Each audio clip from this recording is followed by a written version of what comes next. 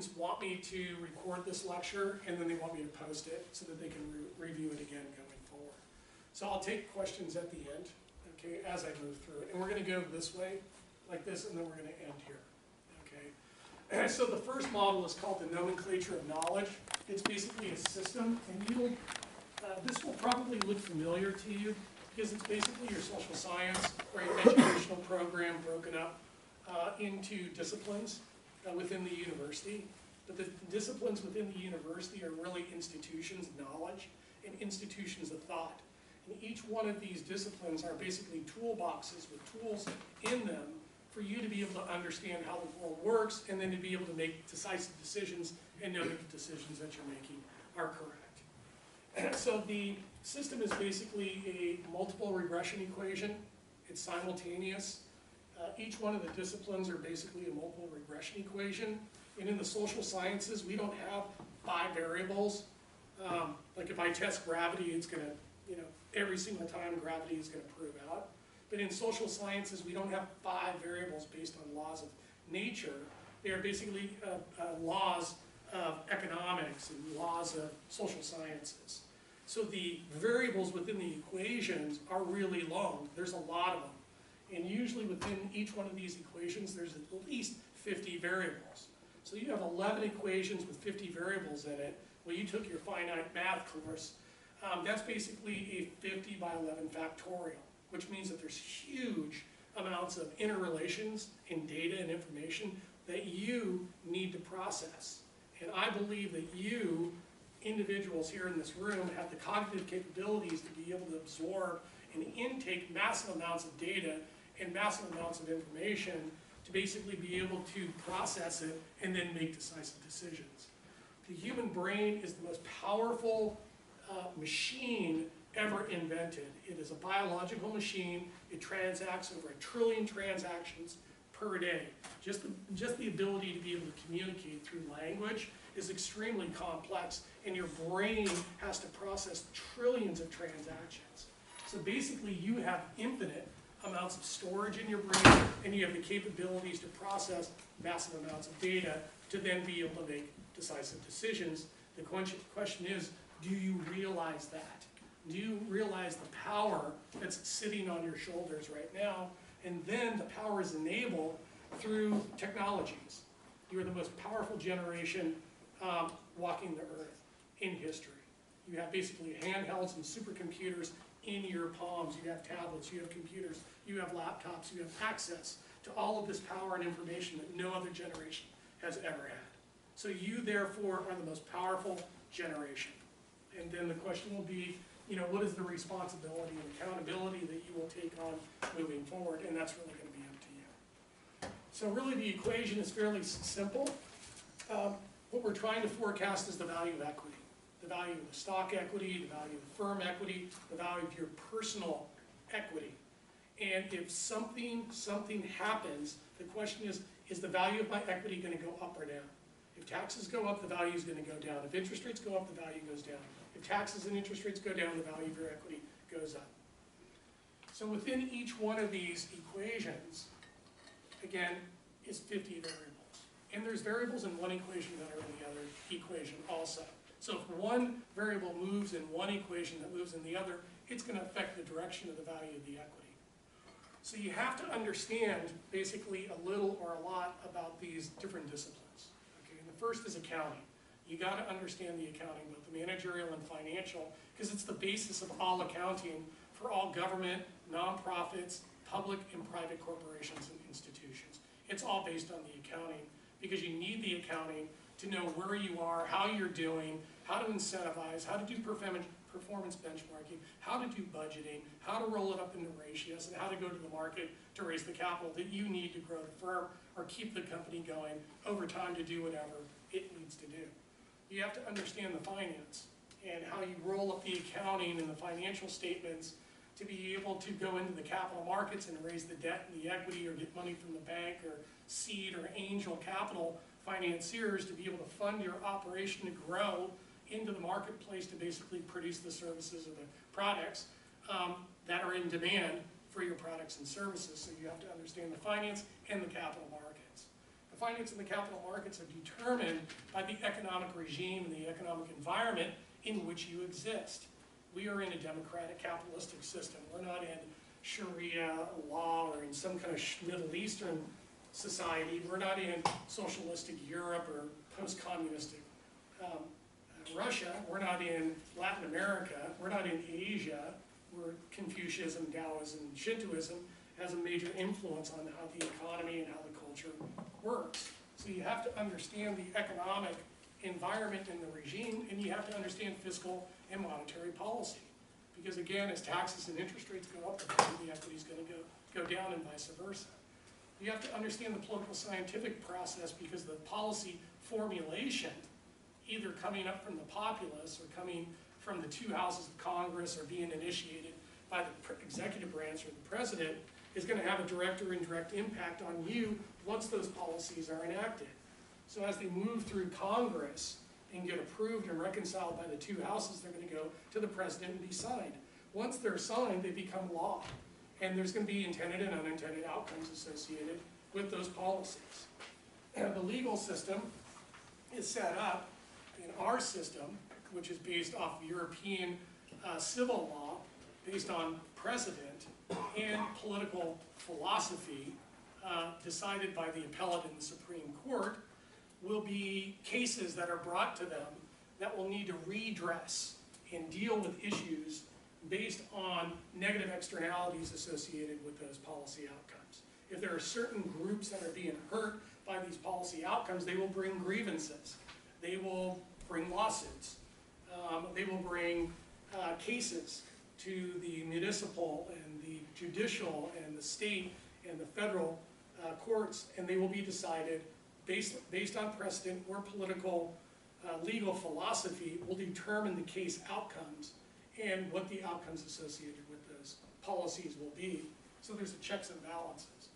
Our political, legal, political science, public administrative, economic system is basically a derivative of philosophical systems from Eastern Europe, Western civilized institutions. Philosophers that basically have molded and melded our institutions are Rousseau, Kant, Adam Smith. Those are the philosophers, and obviously the founders of the United States were all philosophers too, that basically set the institutional framework in which our economics and our political system basically exist today. And if you look at our system of institutions and the way that we're structured, they look very similar to institutions that were set up thousands of years ago under theological institutions, under Christianity, or if you look at the organizational structures of these theologies, they're all institutions of administration and bureaucracy, which is the way that our system is set up too. And the next is really what keeps this all together and allows you to be able to solve this value of the equity equation, is we live in a psychological and a sociological environment that is conducive to knowledge. I mean, we are not in Iraq, we're not in Aleppo, we're not in other places in the world that are basically failing around them, where you cannot do all of this in what you're doing today in those countries because of either repressive regimes or they're in crisis or some type of war-torn situation. So the psychology that we have here is conducive to this knowledge and being able to absorb massive amounts of data, information, and be able to make decisive decisions. What allows us to be able to do the forecast is we have a standard of linguistics and language. We all speak English, we all can communicate with each other on the same level, and we can transfer knowledge and communicate very efficiently and very effectively, so therefore we're highly productive. We have a culture that is conducive to knowledge and conducive to sharing of information, particularly here in the Bay Area. It's not like that everywhere in the world or in the United States. You have very efficient ways of communication, particularly through telecommunications technologies. Right now you have social media that basically enables ideas and communications amongst people instantaneously across high-speed telecommunications line, either wireless or across a high-speed telecommunications line.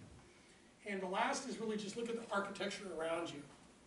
Go into downtown San Francisco or go down to some of these central cities, and the architecture is beautiful. And the city is basically peaceful, and it's highly productive.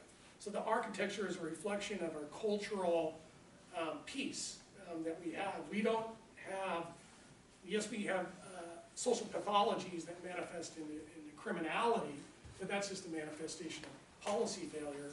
But if you look at the architecture around you, it's absolutely beautiful and is a reflection of the culture in which we live. So what you want to take away from this model is basically it's a machine language. It basically tells you how the world works. It's a social science-based system. It's a complex system of institutions and equations that need to be solved simultaneously. There are variables in one equation that are also in the other. It's a multi-institutional analysis. And again, it's a simultaneous equation that you have to solve it, but you can do it because you're brilliant. It's multiple regression, and now it's cloud and big data based. When I built this in 1996, there was no cloud, there was no supercomputers, there was no social media. Basically, data processing and storage has increased like 25 million times since 1996. So again, just major transformation in computing technologies.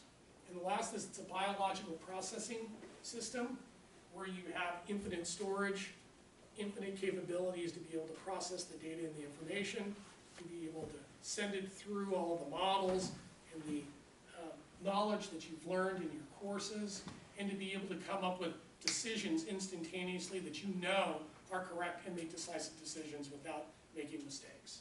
That's the goal. The second model is organizational diagnostics, organizational logistics, organizational design, organizational navigation.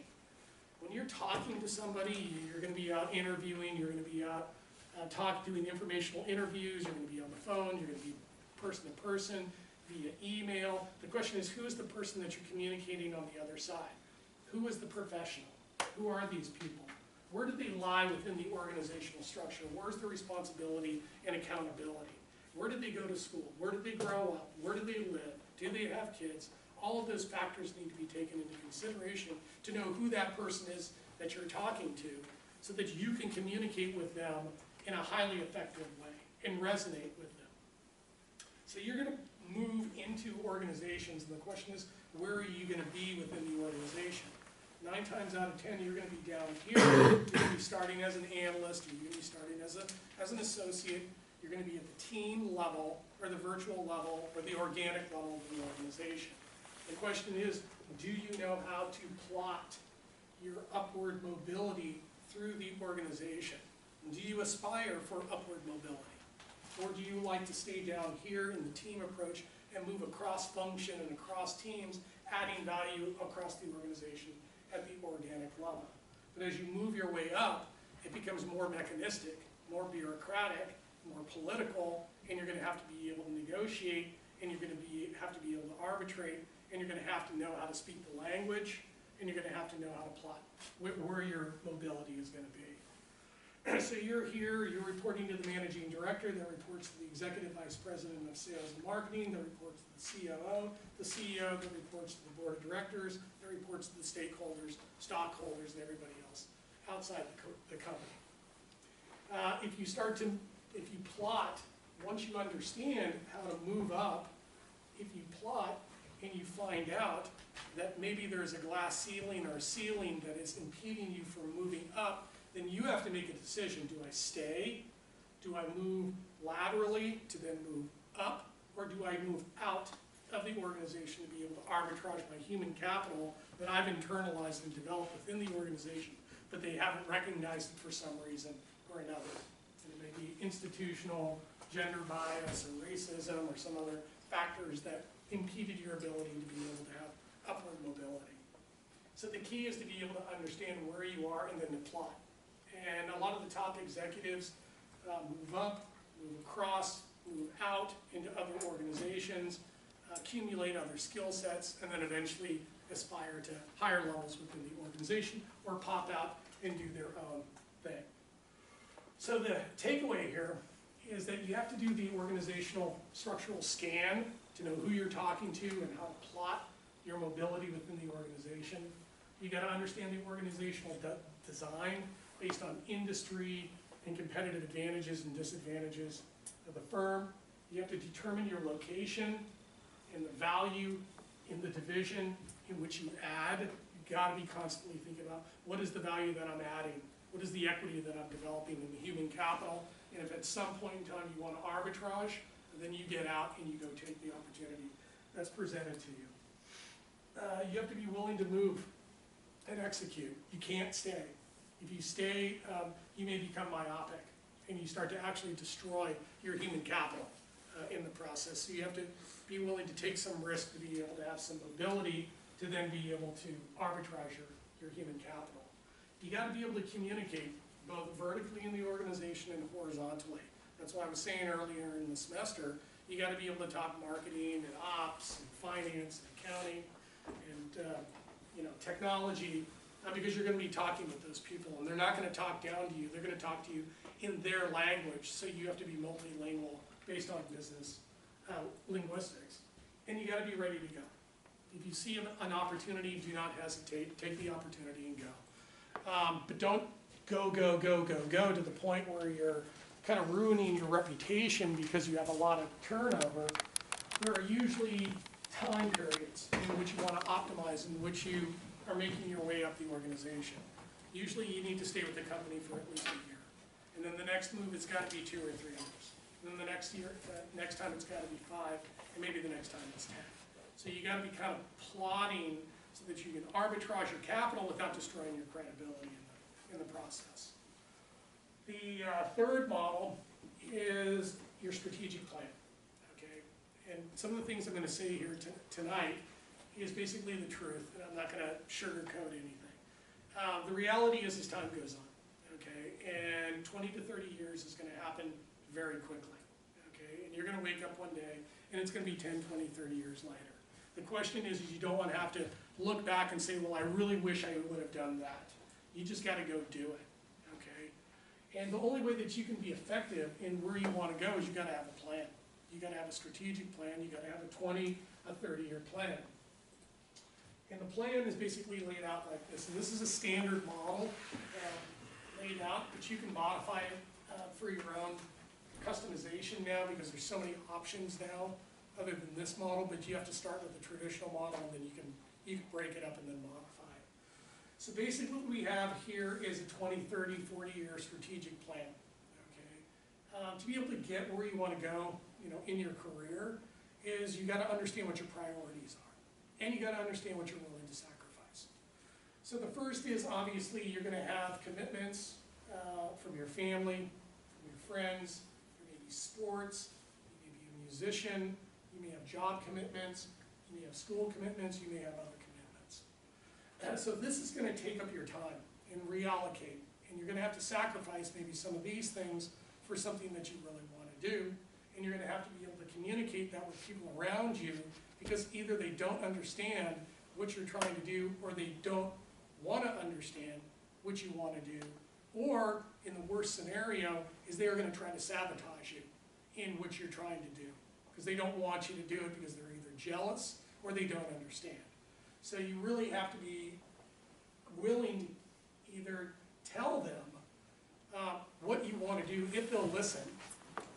If you tell them what you want to do and they become an advocate, that's awesome because then you'll be able to leverage their support and it'll be a lot easier. But there may be people within what you want to do that's going to get in your way, okay? Or they will be obstructionist, or they will try to sabotage you. So you have basically a few choices. Either tell them what it is you really want, okay, if you can, but it's really hard to do that in 2 minutes or 20 minutes in most cases. The other way is you tell them what they want to hear, or you tell them to get the hell out of the way. Get out of my way, because I'm going to move forward anyway. And I got that a lot, because getting 5 master's degrees and 2 undergrads and a doctorate was not just because I liked academics, it's because I want to be a financial engineer. I had totally planned out in my 20s exactly what I wanted to do, but nobody that I knew around me even understood what I was trying to do. So they said, oh, Larry, you just like to go to school. So I just told them I really just like to go to school. And that made it really, really easy. But what I was really doing was amassing these degrees so that I could go out and build financial product for broker-dealers and financial institutions, and none of my friends even understood what the hell that was. So I just told them, yeah, I like school, and that just made it easy to move forward. Okay, and then there was other people that were saying, oh, God, I would never do that, or why are you doing that? It's like, you're stupid, I can't believe you're wasting your time doing that stuff. So you're gonna hear stuff like that. So time is gonna be your enemy, and time is gonna be your resource. The question is, how do you allocate it, and then how do you prioritize it, and then what do you give up, basically? What are you willing to sacrifice for whatever the definition of your success is? So the goal is, and I do this as an analogy for for sports, I'll use baseball. The key is to get into the ball game. Not on the field yet as a player, but just get into the ball game. And the ticket into the ball game is your bachelor's degree. Okay, you can probably go where you want to go without the bachelor's degree, but you really need the bachelor's degree as the ticket. That's basically what they use to screen people out. So that really gets you into the ball game. Then, once you get the bachelor's degree, you're basically within an apprentice program. It's basically a 3 to 5 year period where you're accumulating experience, certifications, and licenses, okay? And for the CPAs, it's the CPA designation. For the finance people, it's the CFA designation. For the computer science people or the project managers, it's the PMP designation from the Project Management Institute. It may be a Microsoft Business Analyst certification, whatever it is, Salesforce. So you're in this period here, getting the certifications, getting the experience, trying to gain the knowledge that you can, building your relationships and your networks, and then basically setting yourself up to go do the master's degree. Well, now you can do a master's degree at Wharton in San Francisco at the executive level. You can do it at Berkeley for 3 years. You can go to, if you got the grades and you get in the 90th percentile for the GMAT, and you've been saving all your money during this time period, maybe you can get into USC or Stanford or Wharton or NYU or Columbia or Chicago or Georgetown or Hong Kong or Oxford, wherever you want to go, but you got to be plotting that stuff right off the bat. It's not something you're going to do, one day you're going to wake up and do it. You got to know you want to do it like right now, because you got to start planning and you got to start positioning yourselves. So the master's degree program, and I'm just going to use the MBA program, is not even a 2-year program, it's 18 months. So it's basically 4 semesters, and you got the winter breaks, and you got a summer internship. Well, if you do a summer internship, you go do a summer internship at Oracle or Cisco or whatever, and if you do it right, they will give you a job offer before you leave, and you might even be able to negotiate the last year of your MBA to get paid for, and maybe even your MBA paid for by them through bonuses or other reimbursements. So you could have the $150,000 Ivy League education paid for if you understand how to negotiate at some point in time. To get into these programs, in the top programs, you got to be in the upper 90th percentile of the GMAT, upper 90th percentile. If you want to do law school, you got to be in the upper 90th percentile of the LSAT. If you get in the upper 90th percentile of the LSAT, and you say that you'll do pro bono work during your 3 years at law school, they will pay for your law school. $150,000 that they will pay for. Okay. So as you can see, it's not really about the money; it's getting in and doing the program. I would not even worry about the money. It's not even the money. It's just you understand what it takes to get in, get out, and you're done. Okay, you're done. Because the Ivy League will take care of you. They take care of each other. Okay, it makes it really, really easy. They come to campus and recruit. They bring you in. You're done. Okay, you're done. And they only hire. Some companies just hire from their Ivy League alumnus. Once you get through the program, you're in an associate apprentice program. You're working underneath an EVP or a vice president or a managing director. These people are highly mobile, they're extremely aggressive, and if you luck out, you're going to spend 3 to 5 years here, they're going to blow out, you're going to take their position. Boom. You're now in the managing director, VP position. You can stay in the VP position for about 10 years if you want to. Some people just stay there. A lot of people want to move up into the CEO, CFO, CTO, CIO position. Again, to be able to go up here, you got to be willing to sacrifice a lot, okay? Because it takes a lot, it's emotional, you make a lot of money, but it's really, really hard to be a CEO or a CFO or a CIO. And you can spend 10 to 20 years up here. So you got 4 to 7 years through the bachelor's, 3 to 7 years in between grad school and the undergrad. You got 2 years or less for the MBA. You got 3 to 5 years as the associate apprentice. You got 10 years as EVP, VP, MD, and you got 10 to 20 years as the CEO, COO, CIO. That's basically 30, 40 years right there.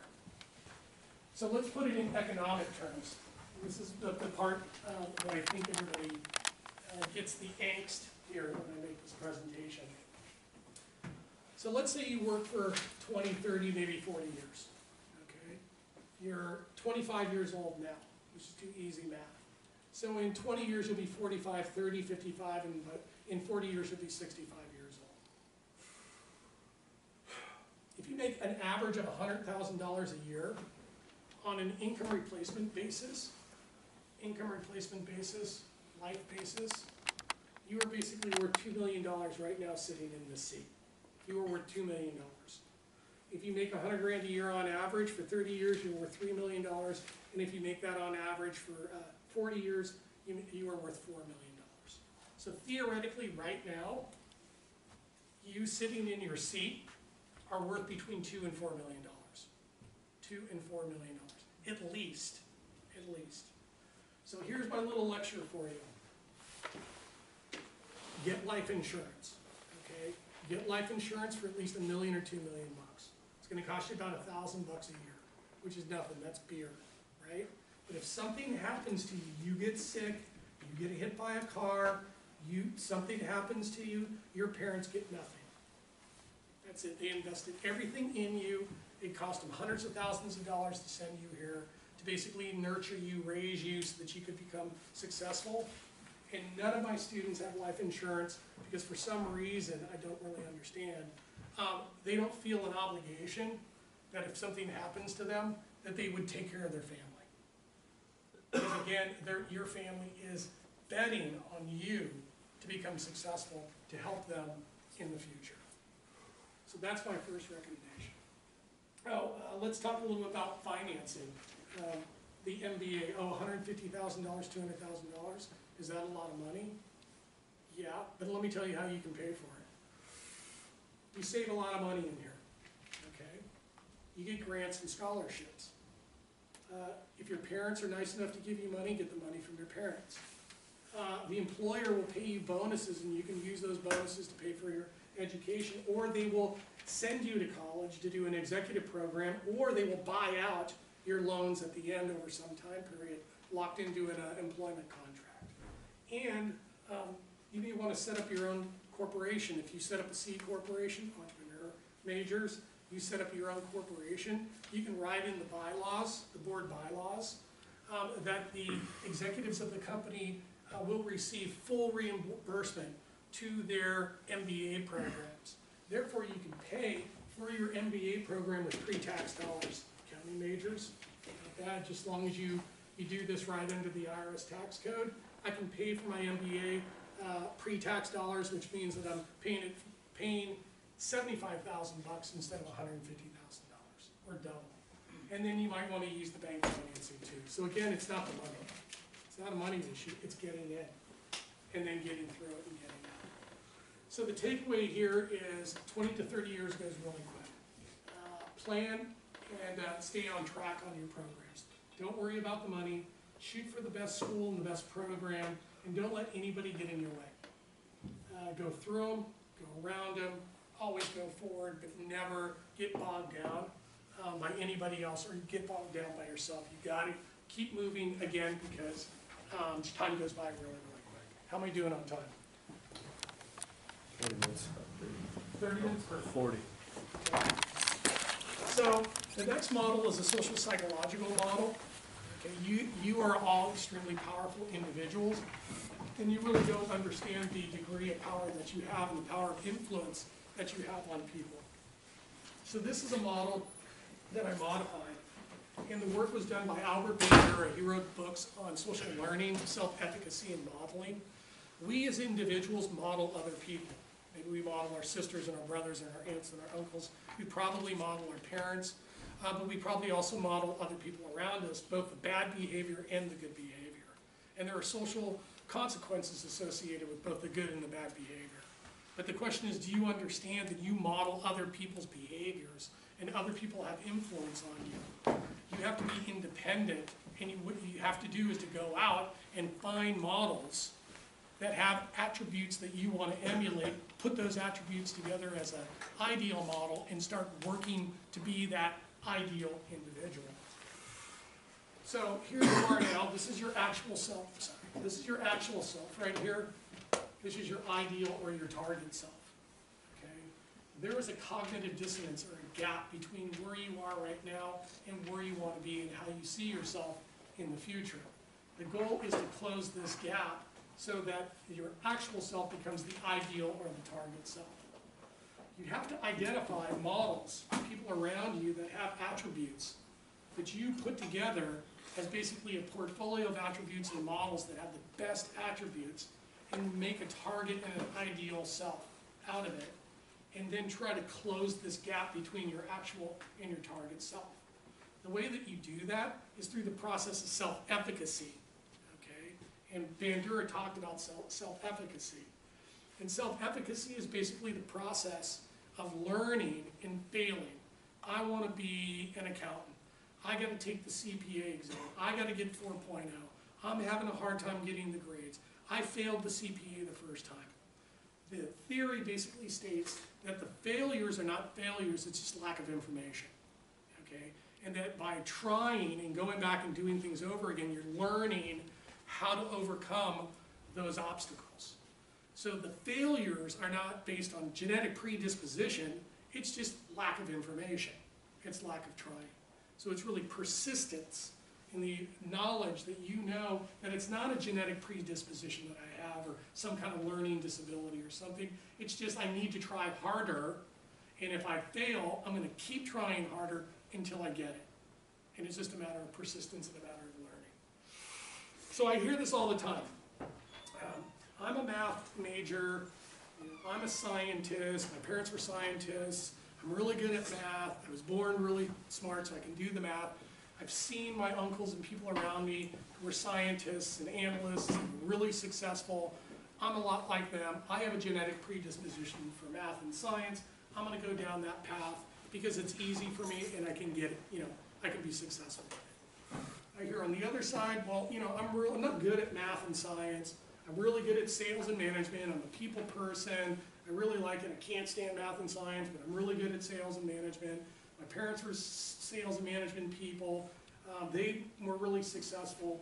I know I have really good sales and management capabilities. I have a genetic predisposition to sales and management. I'm going to go down that path because I can see the rewards and the success associated with it. But the reality is that if you look at the MBA students at all the top schools, most of them are engineers and math majors. And they have to learn the management and the sales. And they realize that they have to get out of their comfort zone and they got to go through the self-efficacy process to basically learn how to interact and react with sales and management, how to manage people, how to raise money from other companies. So they have to be good at both. So you may have had a comparative advantage coming into this psychologically, but you know that you're smart enough to learn this. So through the self-efficacy process, you try to get over your uncomfortableness, learn, and then become good at this and be a hybrid individual. And this is really the ideal situation. It's not that I'm good at this or this. I might have had an advantage of this or this, but I want to be here. I want to be good at both the math and the science. And then the same thing for the salespeople. It's like I understand I want to sell, pharmaceutical, and I want to sell high technology instrumentation, in Silicon Valley. I got to go back and maybe remediate or learn some of the science and the math. I'm not scared of it. I just know I came into here. This is easy for me. I'm going to do more of this. I'm going to learn this, and I'm going to get good at this, and I'm going to be the hybrid individual. So self-efficacy is self-efficacy. Failure is not a genetic predisposition, it is from a lack of information and persistence. So the outcomes, if you can do this, the outcomes are awesome. Because one, you will walk away with a persona. You will have total control over your persona. You will have a personality. You will have presence when you walk in a room because you will be in command of yourself. You will have the dress that communicates that confidence and communicates your capabilities. You will be able to use and communicate precise language for different individuals at different levels of the organization. And you will have charisma, which means that people will be attracted to you and want to follow you and want to call you and want to help you and want to work with you and be with you. And you will take on leadership positions. And you will take, through your charisma, you will have the power to basically manage people. And you will be able to persuade people through your charisma to get things done. And the ultimate is you will be a model, a role model for other people, which basically means that you will get to pick and you will get to select the people you want to take with you. That is the ultimate power, is to be able to pick and take other people with you on your success. So how do you do all this stuff? You got to be extremely organized, okay? You got to be extremely organized. I hear all the time from people, how do you do it, Barry? How did you do it? How did you get all those degrees? How did you work full time? How did you teach the whole time? How did you mentor? How did you coach? How did you do all that stuff? You got to be extremely organized. You got to set up a strategic plan going out 5 years and basically identify what you want to accomplish from high to low over the next 5 years. Okay, so the first thing is a 5-year strategic plan. And don't get worried. I mean, if things get pushed off into another year, or all of a sudden one priority takes priority over the other, this can be flexible. You're going to get there. You're going to accomplish those things that you want to accomplish. But you got to have them prioritized. You got to have them laid out, and you got to have them in your brain so that you know what to do. You got to have tactical planning, 1, 2, 3 year plans, broken down into 6-month increments and or quarterly increments. So now you're moving into the metrics, into the goals and objectives to get you to your strategic plan and your outcomes. And you got to do the rankings too. You have to have an operational plan that basically lays out the months with the milestone dates, and then you work backwards into those milestone dates, from those milestone dates, to basically hack out the time periods that you need to accomplish these things, the CPA, the GMAT, LSAT, maybe a big project, whatever it is, you need to identify them going out at least a year or two, and then work backwards and start allocating time. The most important is your weekly plan, where you basically set out what you're going to do every single week. So I'm totally planned out for 2 weeks in advance, completely booked, to generate activity across multiple business lines that I run. And it's basically, the world is run all basically the same. Between 5 and 8 a.m., you can do whatever you want. You got to be at work by 9, and you have lunch at 12. You got 12 to 1 to pretty much do whatever you want. You got 1 to 5, and then you get off, and then you have this time period here. Pick the important dates, and you start allocating the time, working backwards, so that you're never running out of time, you're not stressing yourself out, and you give yourself plenty of time to be able to accomplish the work, or whatever it is you wanted to do, so that then you can move on and do more stuff. All right. So the last two is extremely important. How much time do I get, Rich? About 25. Perfect, I can do it. All right. So the last two, if you do this, you do all of this, you're going to be extremely successful. You're going to be rich. Okay? And if you save $1,000 a month for 40 years, compounded at 8% per year, you're going to have $4.3 million in the bank by the time you're 65 years old. $4.3 million. Okay? So that's what I would do. I'd figure out how to put $1,000 a month into an account, maybe manage your own account, or whatever you want to do, and you will almost be guaranteed, based on compounding, that you will have $4.3 million in the bank by the time you're 65 years old. So you are going to make money. Okay? The question is what do you do with the money? And I'll tell you one thing, If you don't know what you're doing with your money, you're gonna lose it. And not only are you gonna lose it, somebody's gonna steal it from you. Guaranteed. If you're not watching your money, they're gonna steal it from you. Guaranteed. I see it all the time. Brothers, sisters, uncles, fathers, business partners, lovers, they steal other people's shit. And if you're not monitoring it, you're not watching it, you're not taking care of it, if you don't have all the accounts set up and the legal protection set up, you're setting yourself up and they're gonna take it, okay? And I'm really concerned about you guys, okay? I'm really concerned about you because you're at that age where I don't think you know where the money is, okay? I don't think you know where the accounts are. I think you know who's controlling the money, which you are basically, in some cases, banking on a legacy, that you're gonna get the money, and you don't even know where the money is. You don't know where the accounts are, you don't know who's controlling it, you don't know if your sister or your brother has controlling interest over the accounts. Do your parents have a will? Do they have a living trust, an irrevocable trust? Do they have a business plan? Do they have partnership agreements? Do they have the ownership interests in the real estate?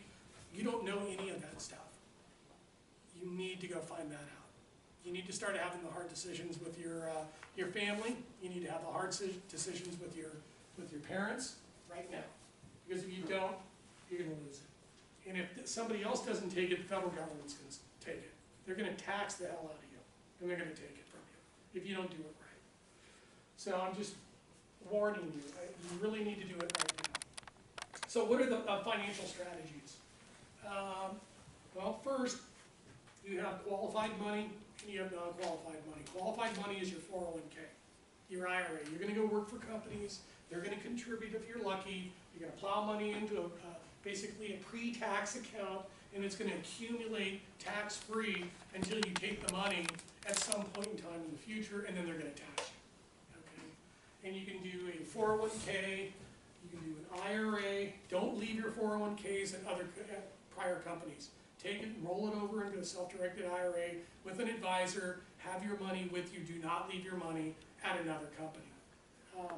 If you're self-employed, you can put money into a SEP, basically $53,000 a year, and defined benefit programs are awesome. You can do them as individuals or with companies. You can plow pre-tax $250,000 a year pre-tax into a defined benefit program. It's freaking awesome. And that's how all these people win this game, is they understand the tax codes.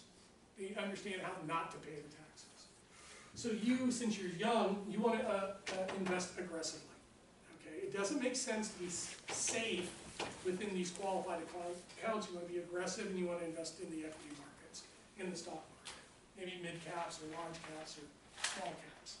Then at some point in time, it's over. You put too much money over here and you're done. Because the problem is if you overfund these, when you turn 59 and a half, when you can start taking the money and it'll contribute to your income and you pay the income taxes, all right, that's not the problem. If you overfund your qualified accounts, at 70 and a half, the IRS shows up with basically a calculator and a pen on your doorstep, and they force you to take the money because you've been accumulating it tax-free over the years. There's called a minimum, a required minimum distribution. They will figure out an equation, and all of a sudden they will force you to take the money as income. Well, if you have too much of it, it will push you into the highest tax bracket, and then they'll totally screw you through the alternative minimum tax, the AMT. Then they'll totally rail you. And there's nothing you can do about it if you overfund this. So they will force you into the after-tax realm.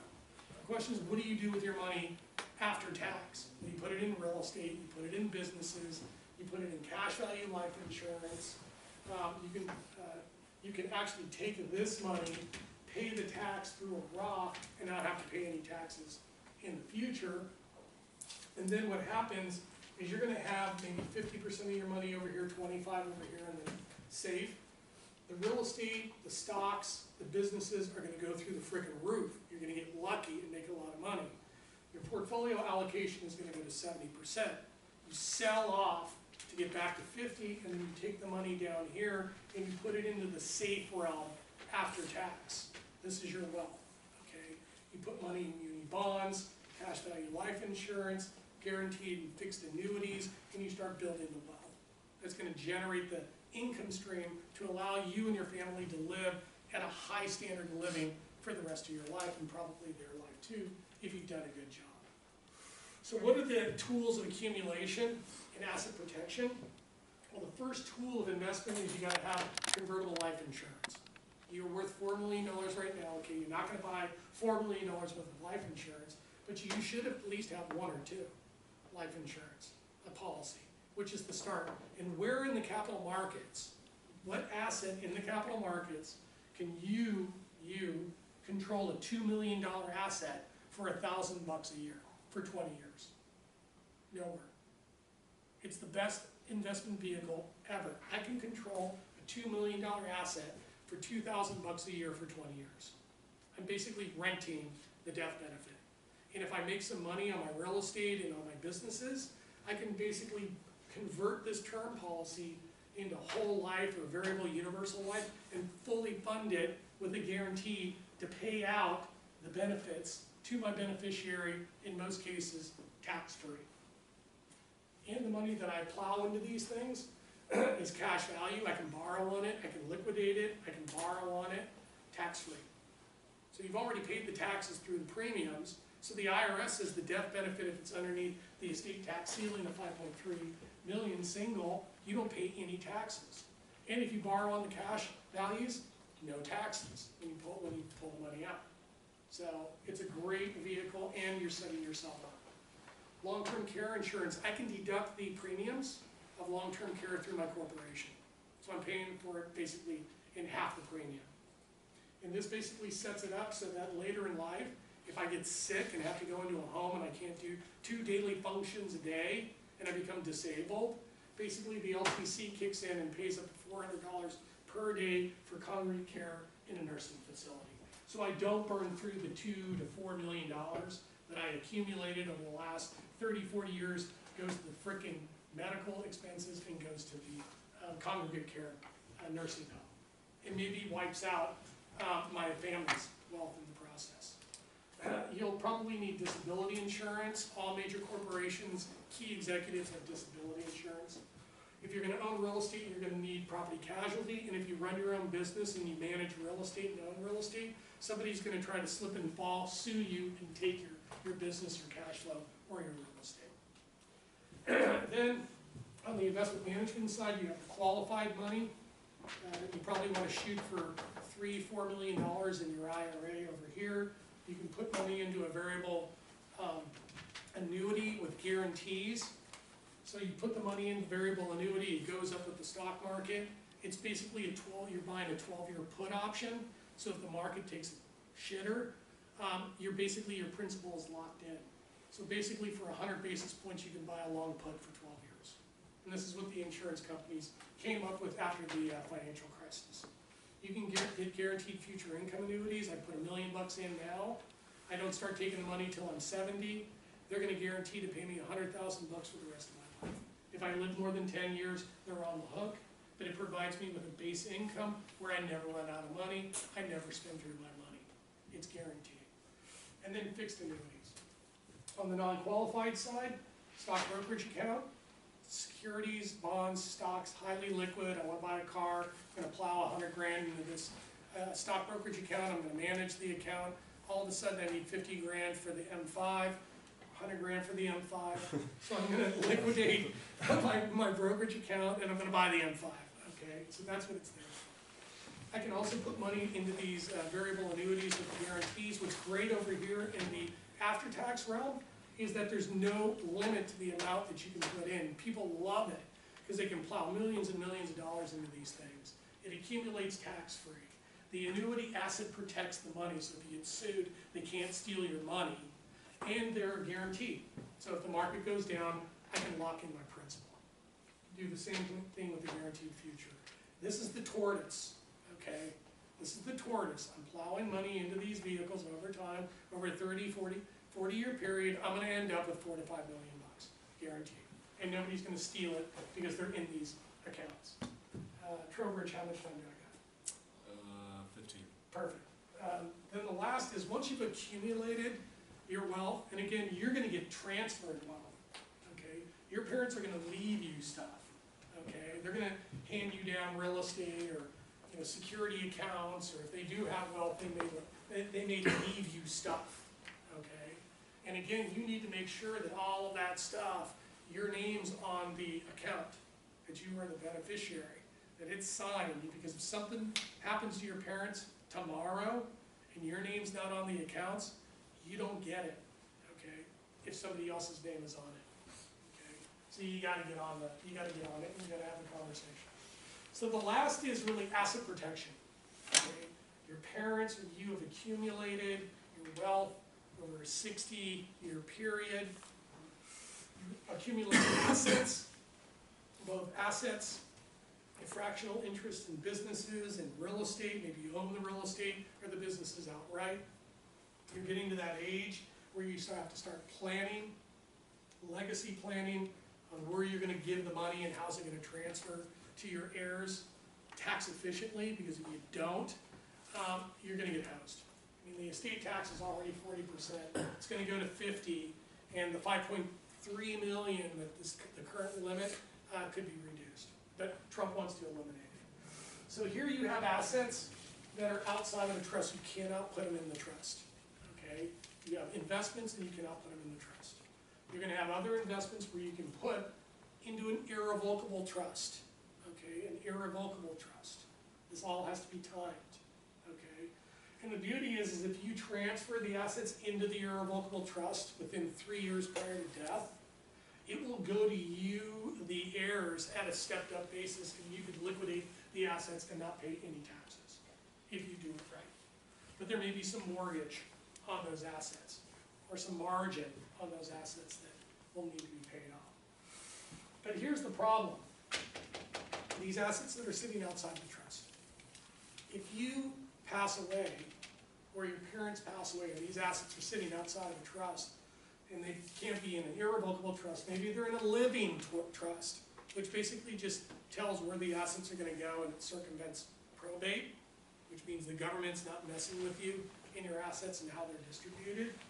You've got some major issues here, because what you're going to do is you're going to inherit these assets, and then all of a sudden there's going to be a tax bill, all right? And you're probably going to have to liquidate the assets to pay the tax bill, and since you've liquidated the assets, the margin in the mortgage has now come due. So not only do you have to pay the taxes, but you got to pay the mortgage on these assets or the margin. And the worst case scenario is your parents or you leave your heirs a tax liability, which could highly be likely, which could definitely occur. So what's the solution? You basically set up what is called an irrevocable life insurance trust, an island. You figure out on an actuarial basis what the mortgage and what the tax consequences are going to be in the future. That becomes the death benefit that you target. You back into the premium, and you take the money from the assets to pay the life insurance premiums, and the trust is going to be the beneficiary. And when you pass away, the trust gets the money, then the trust pays off the taxes, pays off the mortgage and the leverage, both the ones that are in and outside the trust, and the whole kit and caboodle, both the stuff in here and the stuff out here, goes to you, estate tax-free and income tax-free. You pay nothing. Totally clean transfer of wealth. And these trusts are also set up so that if you get sued, the plaintiff cannot attach to your assets because they're asset protected. So you got basically a veil around them. So I'll tell you one thing, you're going to pay taxes. And I don't know about you, but I love taxes. I'm a tax lover. I love taxes. You know what? I love income tax, 39 to 70%. Love it. State and federal taxes. Capital gains tax, I love it, 20%. Recapture tax, 25%, love it. Transfer tax, 10% on your real estate, love transfer tax. It's such a cute little tax. And then you got retail sales taxes, that could be up to 10 to 12%, depending on where you live. So the key is on this side, is you gotta be thinking ahead and you gotta be having these conversations. And you can asset protect and transfer these things by using, first you need to make sure that your parents and yourself have a will. Okay. The second is a medical directive. Okay. Because if something happens to you or them, and they're in a hospital hooked up to a machine, and it's costing you basically my dad, $750,000 every 6 months. He was sucking down medical expenses at almost $1 million every 6 months, so that's $2 million a year. Okay. Unfortunately, he passed away, but he didn't have the medical directive. Okay. We could have been on the hook for that stuff. You have to have a living trust that basically circumvents probate, that tells where the assets are going to go. You can use the irrevocable trust. You put it in, it transfers to the heir, stepped up basis for the taxes. Dynasty trust and generation skipping trust. This is really great because you probably want to talk to your parents, because they may say, you guys are going to be really successful and I love you, but I'm not giving you any money. Everything's going to the grandkids. Okay, so they skip one generation. Charitable remainder trust. I'm going to put my $5 million property in the charitable remainder trust. I'm going to pull out $5 million out of the trust, and then when I pass away, the asset's going to go to the charity. So I'm able to pull it out tax efficiently. And then there's intentionally defective and other types of trust structures, depending on your situation, that these trust attorneys can engineer for you and basically protect you and circumvent taxation. So if you understand, this was basically a crash course, okay? But again, if you understand this and you internalize this and you move forward, you will be in a very powerful position to be able to control your own destiny, but also be able to control your family and to be able to take care of people and bring them along with you.